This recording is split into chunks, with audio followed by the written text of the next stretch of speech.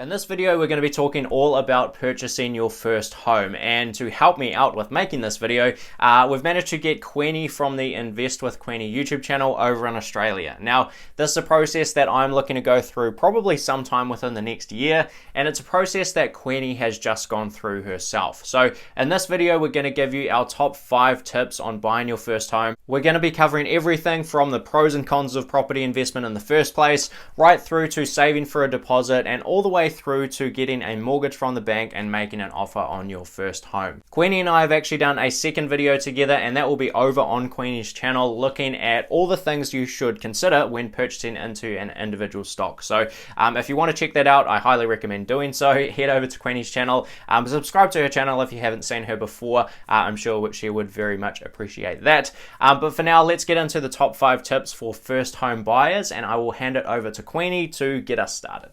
Thank you so much for having me on the channel, Tom. I'm so excited to share our first home buyer tips with your amazing subscribers. I know that on your channel you have a lot of great content around stock investments. So I wanted to start off this video by giving a bit of an overview of the pros and the cons of property investing. I myself invest in both stocks and property, and after buying my first home last year and the property price increasing by 20% in 1 year, I've realized that property investing is something that I actually want to get more into because I really enjoy it and I think I can make really good returns with it. So here are the pros and cons of property investing. The pros are it's a relatively stable investment because everybody needs somewhere to live, so you can expect your investment to only get more valuable with time. The second pro is that there are tax benefits you can take advantage of when it comes to real estate investing. And the third pro is that since you're leveraging your money when you're investing in real estate,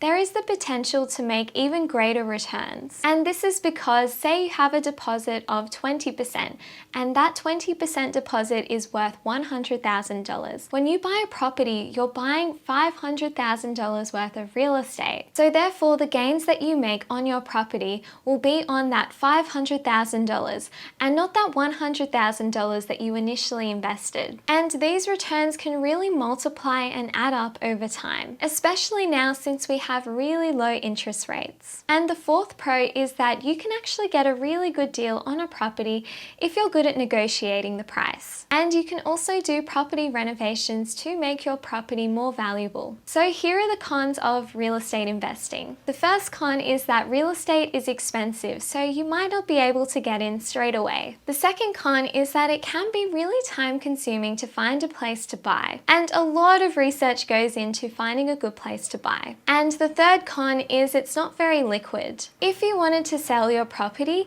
it could take weeks to months to find a buyer to buy your property. So it all depends on you and what you personally prefer to investing, because there are pros and cons when it comes to property investing. So now let's throw it over to Tom to give us the second point. Now, our second tip in terms of getting started with purchasing your first home is all about saving for a deposit. Now, saving for a deposit is often the toughest step for most people in order to get that initial capital ready to go out and then borrow some money and purchase their first home. So I thought I'd give you a few tried and true personal finance tips in order to help you save money and build up that deposit.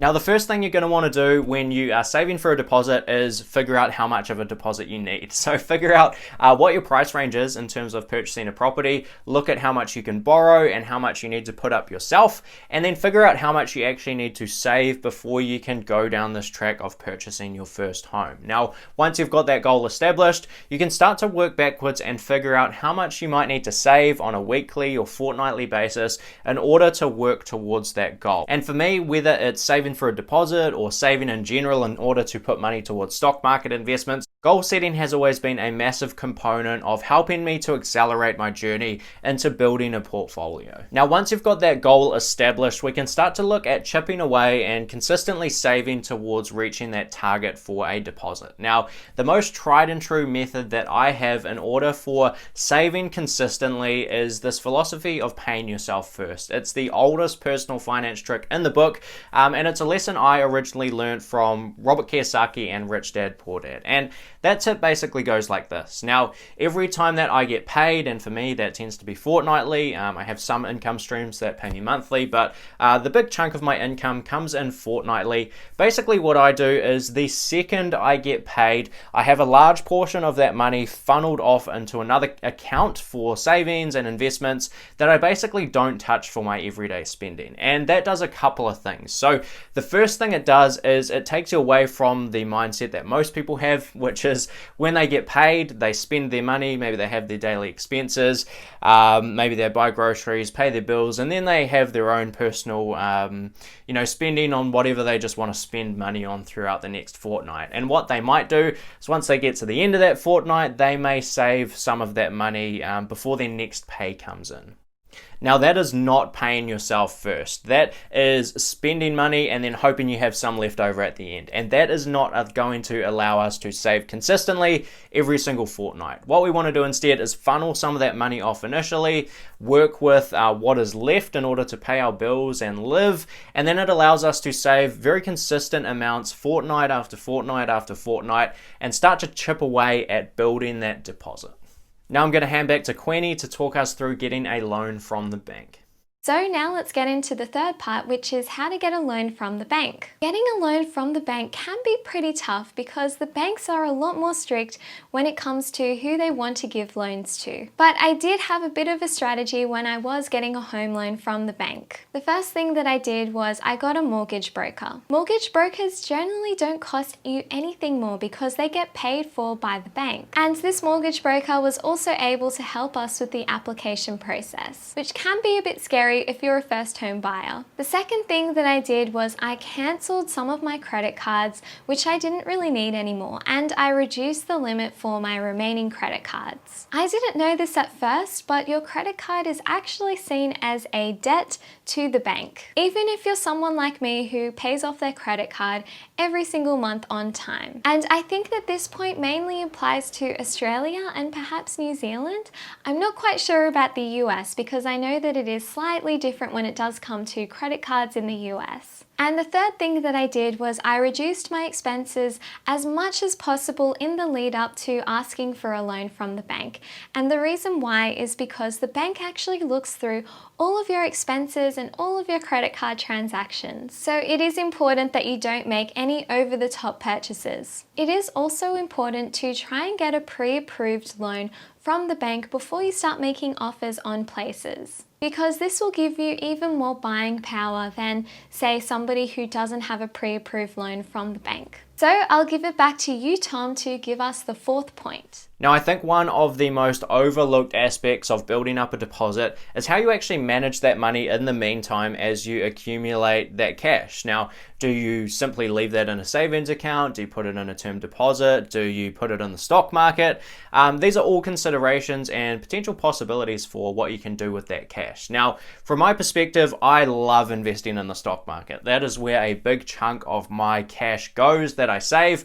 It's got a really good historical rate of return, and it's probably likely to do something similar in the future. But that said, when we invest in the stock market, we do genuinely need a long-term time horizon. Although it's done, say, 8% on average over an extended period of time in the past, the year-to-year returns from the stock market are very volatile. It can be anything from 40 or 50% upwards to 40 or 50% downwards and anything in between. So that is really not all that suitable to someone who might need that money in the next year or two if you're looking to purchase your first home. So in my personal opinion, if you're building up that deposit, then you're probably not best to go towards something that's going to have maybe good long-term returns, but quite volatile returns in the short term. You're probably best focusing on keeping that stability short term, potentially keeping that money in short-term money market funds, in term deposits, or simply just in cash in a savings account,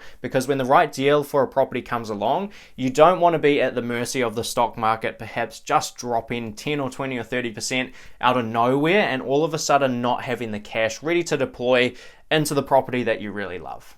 So now back to Queenie to give us our fifth and final first home buyer tip. So now let's get into the final point, which is how to negotiate the price of your home and how to find a place which is right for you. So when you are looking for a property, you'll soon start to realize what's important to you and what's not so important to you. A really good tip that I learned was to create a spreadsheet of all of the places that I was interested in and put down all of their key characteristics such as the price, the size, the suburb, and any defining features such as the amount of bedrooms, bathrooms, parking spots, and more. So then it's really easy to compare all of the different properties that you're looking at. Then once you have your spreadsheet and you start going to open homes, it's also important to keep tabs on how much these properties actually sell for. And the reason why is because if there are a lot of properties that are selling for lower than the asking price, then you know that you're probably in a buyer's market.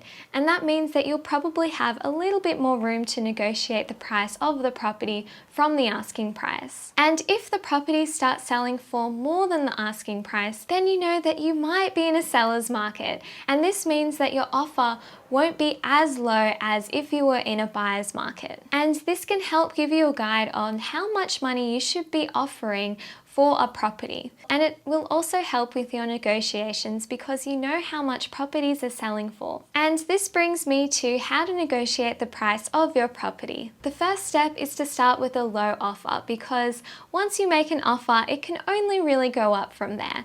But the key is to make a low offer but not too low it's offensive. It's important to get this balance right. And the idea with these negotiations is you'll need to meet somewhere in the middle between your offer and their offer, preferably closer to your offer. The second step is to let them know that you have other options available. And this is particularly effective if you are in a buyer's market or the property owner wants to sell their place really quickly. And it is also important to make sure that you have your pre-approved loan before you start making offers on places. And this is because if you do have a pre-approved loan from the bank, then that means that the vendor will be more likely to choose your offer opposed to somebody else who doesn't have a pre-approved loan from the bank. So I followed all of the above steps with my boyfriend and we managed to get this apartment at a really low price. In the same way that we do like to buy stocks undervalued, real estate is the same because we do want to get even better returns with time. Thank you so much for having me on the channel, Tom. It was really fun doing this collab and I've really enjoyed sharing our real estate tips with your subscribers. So I'll give it back to you to wrap up this video. So there are our top 5 tips for first home buyers. I do hope you enjoyed the video and a massive thank you to Queenie for helping me to put this one together. If you did enjoy it, please hit like and hit subscribe. Also go over and check out Queenie's channel. Now remember we're doing a second video on Queenie's channel, so definitely go and check that one out. If you happen to have come across from Queenie's channel, I really appreciate that as well. But that is all from both myself and Queenie for this one, and I hope to see you in the next video. Cheers.